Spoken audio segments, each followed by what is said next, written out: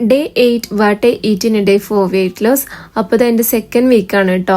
ഇന്ന് ഞാൻ നേരത്തെ എണീക്കണം, നല്ല അടിപൊളിയായിട്ട് തന്നെ ഒരു ഡേ സ്റ്റാർട്ട് ചെയ്യണമെന്ന് വിചാരിച്ചായിരുന്നു.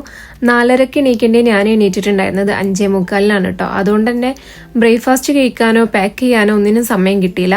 വരുന്ന വഴിക്ക് പ്രപ്റ്റിന്ന് ഈ ഒരു അവക്കാഡോ എഗ് മയോ വാങ്ങിച്ചിട്ടാണ് ഞാൻ വന്നിട്ടുണ്ടായിരുന്നത്. ഇത് എനിക്ക് ഭയങ്കര ഇഷ്ടമാണ്. ഇതിന് മുന്നേ എപ്പോഴും കഴിച്ചിരുന്നതാണ്, പിന്നെ കുറച്ച് സ്റ്റോപ്പ് ചെയ്തു. അപ്പോൾ ഇത് അത്ര ഹെൽത്തി ആണോന്ന് വെച്ചാൽ അത്ര ഹെൽത്തി ഒന്നല്ല, പക്ഷെ നമ്മളൊന്നും കഴിക്കാതിരിക്കുന്നതിലും നല്ലതല്ല കഴിക്കുന്നത്.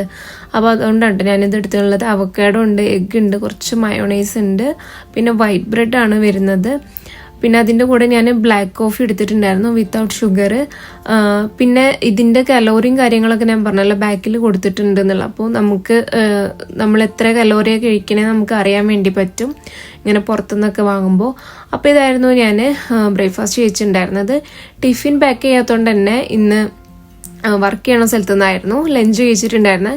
വെജിറ്റബിൾ ഫ്രൈഡ് റൈസും അതിൻ്റെ കൂടെ കുറച്ച് കുക്കുംബറും 2 ഫിഷിൻ്റെ സ്ട്രിപ്സും ഒരു ബനാനയും കൂടിയാണ് കേട്ടോ എടുത്തിട്ടുണ്ടായിരുന്നത്. വൈകുന്നേരം വീട്ടിൽ വന്നിട്ട് ഈ ഒരു പെർസിമൻ ഫ്രൂട്ട് കഴിച്ചിട്ടുണ്ടായിരുന്നു, അതായത് നമ്മുടെ കാക്കിപ്പഴം എന്ന് പറയുന്നത് കേട്ടോ. അപ്പോൾ ഇത്രയൊക്കെയാണ് ഞാൻ ഇന്നത്തെ ദിവസം കഴിച്ചിട്ടുള്ളത്. എൻ്റെ 1 വീക്കിൻ്റെ എക്സ്പീരിയൻസ് ആയിട്ടുള്ള ഒരു വീഡിയോ ഞാൻ ഇട്ടിട്ടുണ്ട്. അപ്പോൾ അത് കാണാത്തവരുണ്ടെങ്കിൽ ഒന്ന് കണ്ടു നോക്കുക.